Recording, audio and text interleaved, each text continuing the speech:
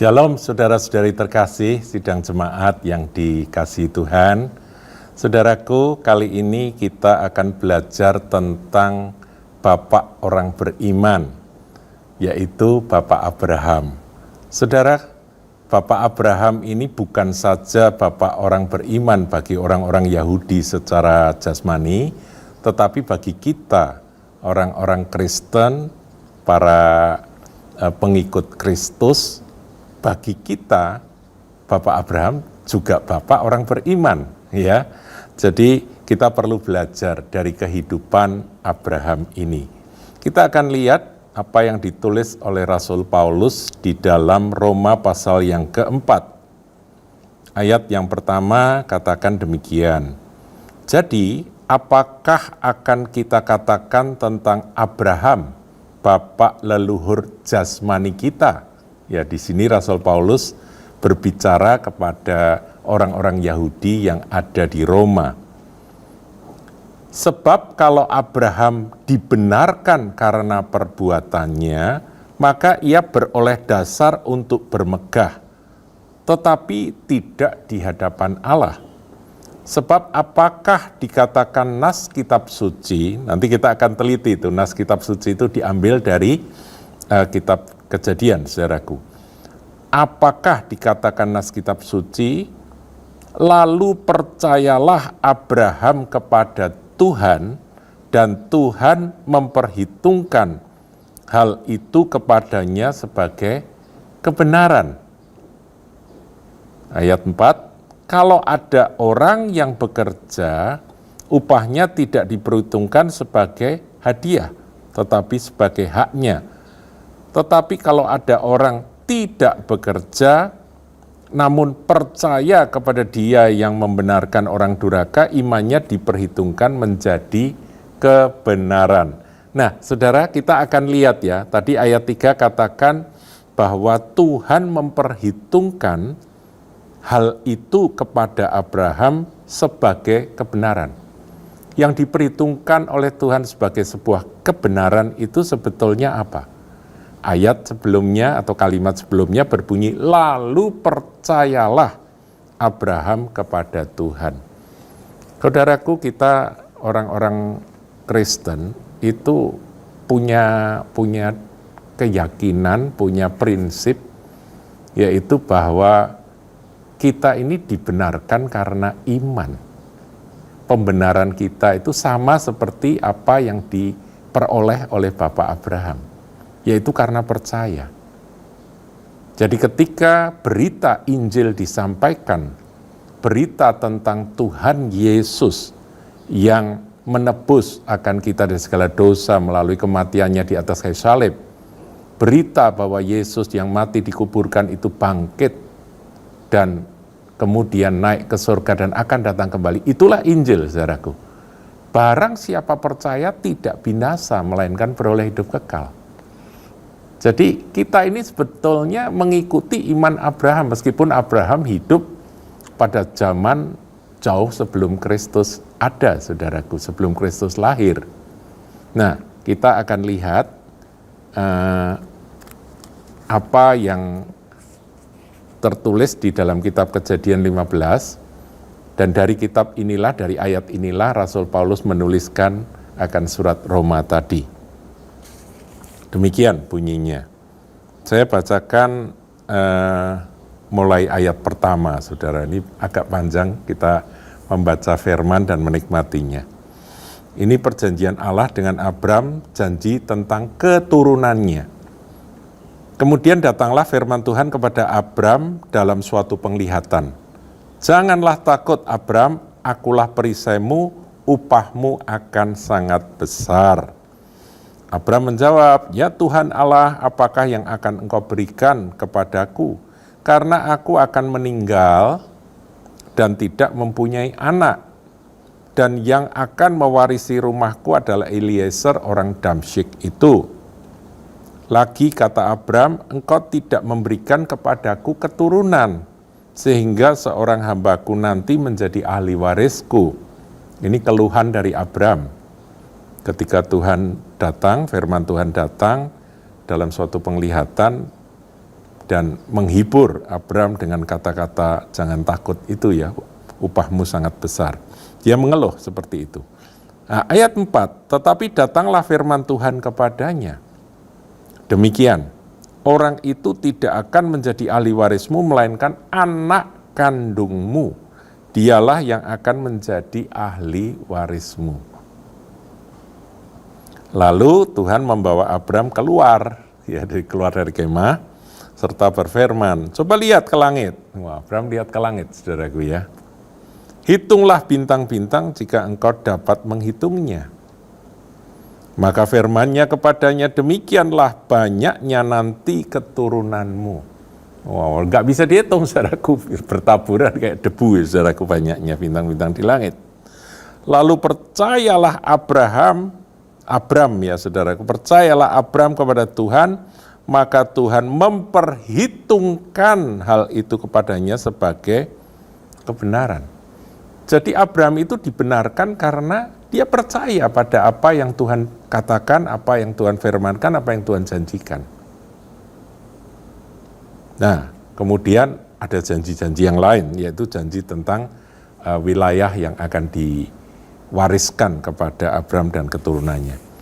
Nah, saudaraku, saya merenungkan tentang Bapak Abram ini. Setelah dia menerima janji itu, ternyata apa yang Tuhan janjikan itu tidak datang-datang. Dia pasti cerita kepada istrinya, yaitu pada Sarai. Dia cerita, Mah, firman Tuhan datang padaku, dan aku percaya Tuhan akan memberikan keturunan kepada kita. Jadi nanti yang akan jadi pewaris dari semua yang kita miliki itu bukan Eliezer, orang Damsyik itu, tapi keturunan kita. Itu firman Tuhan, dan aku percaya.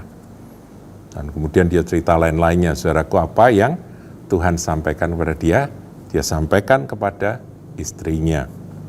Sarai saya kira juga percaya. Tapi setelah nunggu sekian lama, bertahun-tahun, Sarai jadi kehilangan kesabaran. Kemudian dia berkata kepada suaminya. Nah, inilah titik tolak dari persoalan besar yang akan berlanjut sampai hari ini, saudaraku. Kita lihat pasal 16. Adapun Sarai, istri Abram itu tidak beranak. Ia mempunyai seorang hamba perempuan, orang Mesir, Hagar namanya. Berkatalah Sarai kepada Abram, engkau tahu Tuhan tidak memberi aku melahirkan anak. Karena itu baiklah hampiri hambaku itu, mungkin oleh dialah aku dapat memperoleh seorang anak. Dan Abram mendengarkan perkataan Sarai. Saudaraku, menurut saya ini adalah blunder dari Abram. Dia tidak berpegang teguh pada firman Tuhan, dia digoyangkan dengan satu pengertian atau satu masukan yang mungkin benar juga ya, bahwa kalau nanti melalui budaknya, melalui hamba perempuan dari istriku ini, yaitu Hagar, gadis Mesir itu, mungkin itu yang akan jadi keturunan yang dijanjikan oleh Tuhan. Ya, dia mendengarkan kata-kata istrinya. Dan kemudian logika atau pikirannya mulai main. Jangan-jangan benar ya. Kenapa tidak aku coba? Nah, kemudian benar, saudaraku.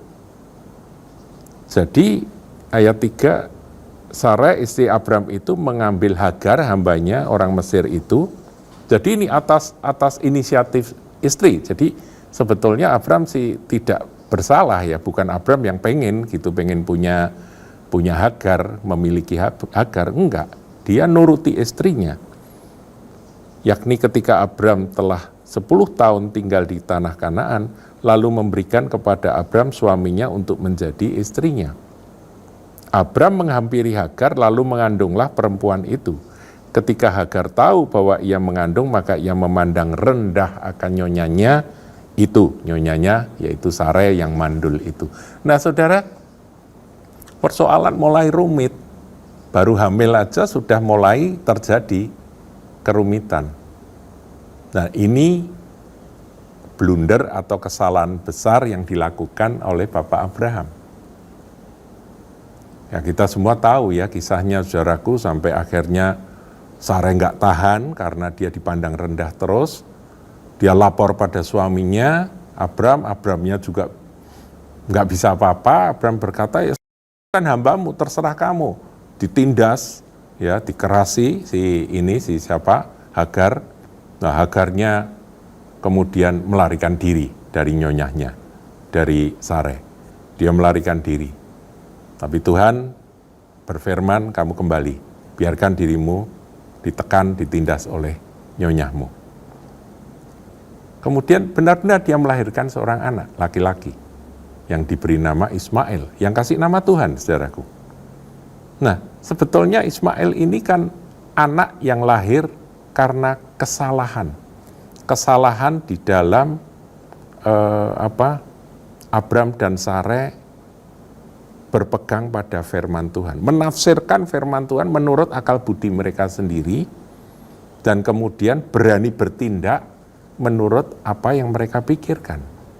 Jangan-jangan begini, mungkin begini, begitu, nggak tanya Tuhan, saudaraku.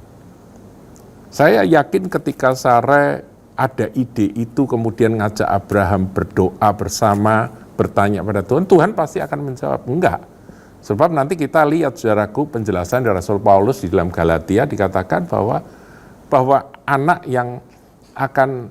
yang dimaksudkan oleh Tuhan itu adalah anak dari Sare, anak dari Sarah, bukan dari Hagar. Nah, saudaraku, kesalahan seperti ini jangan sampai terjadi di dalam kehidupan orang percaya. Saudara kalau sudah percaya pada Tuhan, nggak usah kutak-kutik dengan akal budi dan pikiran sendiri, menafsir-nafsir, kemudian berani-beraninya melangkah hanya karena tidak betah nunggu kegenapan janji Tuhan. Ya itu yang dilakukan oleh Abram dan Sare. Akibatnya problem, dan problem itu berlanjut, saudaraku, sampai hari ini.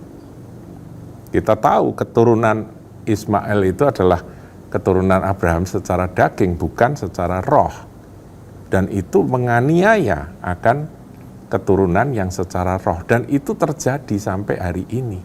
Nah, karena apa? Hanya karena salah nafsirkan dan berani melangkah tanpa tanya Tuhan. Dan kurang tekun di dalam, nggak sabar dalam menantikan kegenapan janji Tuhan. Itu saja. Sehingga yang dilahirkan adalah anak yang nantinya akan jadi masalah sepanjang masa. Nah ini sebuah contoh, saudaraku.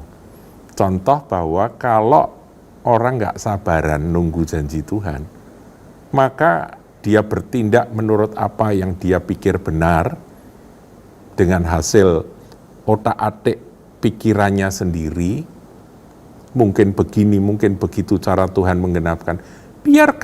Biarkan Tuhan yang berjanji, dia pula yang akan menggenapkan. Kita mentaati dan menuruti step by step akan apa yang Tuhan sudah janjikan itu, dan kegenapannya itu menurut waktu dia. Itu saja, saudaraku, jadi orang percaya itu sederhana. Dan Abraham dibenarkan kan karena dia percaya pada apa yang Tuhan janjikan. Tapi dia meleset di sini. Sampai akhirnya Abraham juga berkata, kalau Ismail boleh hidup di hadapanmu. Enggak, Tuhan berkata bukan. Istrimu ini yang akan melahirkan seorang anak, yaitu anak janji. Dan akhirnya benar-benar pada waktunya Tuhan mengaruniakan Ishak. Tapi itu butuh waktu panjang. Sampai Ismail itu 14 tahun usianya, itu baru adik tirinya itu lahir, saudaraku. Nah, inilah yang menjadi pelajaran buat kita semua. Jangan sekali-kali kita mencoba dengan kekuatan sendiri dengan kekuatan daging untuk menggenapkan rencana Tuhan. Rencana Tuhan baik, rencana Tuhan luar biasa. Apa saja yang menjadi janji Tuhan dan rencana Tuhan itu dahsyat. Tapi caranya harus cara Tuhan, saudaraku. Saya berkali-kali katakan ada God's will atau God's promise. Tapi ada juga God's way atau cara Tuhan. Kalau caranya pakai caramu sendiri, yang lahir nanti Ismail, saudaraku. Bukan Ishak. Dan Ismail ini sumber masalah bagi keturunannya, keturunan Abraham. Ya, jadi inilah pelajaran yang perlu kita ambil dari kesalahan Abraham. Tapi yang luar biasa, saudara, saya tambahkan sedikit. Meskipun Abraham ini sudah salah dan sudah timbul masalah dalam keluarganya, tetapi janji Tuhan tetap. Dan yang aneh, Abraham itu tetap dianggap orang benar. Jadi ketika Tuhan membenarkan Abraham karena percayanya, dia melakukan akan satu tindakan, yaitu tadi saya katakan dengan daging berusaha, dengan kekuatan dagingnya, berusaha menggenapkan apa yang Tuhan janjikan, dan ternyata salah dan masalah. Ya salah kemudian melahirkan masalah. Tapi Tuhan tetap, saudara, setia. Nah, kita kagum dengan kasih Tuhan, kagum dengan kesabaran Tuhan. Ya mungkin kalau manusia bilang, sudahlah kamu sudah nggak nurut, ya sudah nggak jadi, batal gitu. Enggak, Tuhan tetap. Bahkan tadi kita baca, ayat itu tetap berlaku, saudaraku. Di dalam perjanjian baru, dalam surat Roma, dengan ilham roh, Rasul Paulus menuliskan bahwa Abraham dibenarkan karena percayanya. Allah, Tuhan, memperhitungkan hal itu menjadi sebuah kebenaran. Luar biasa bukan? Kasih Tuhan sepanjang masa, saudaraku. Jadi,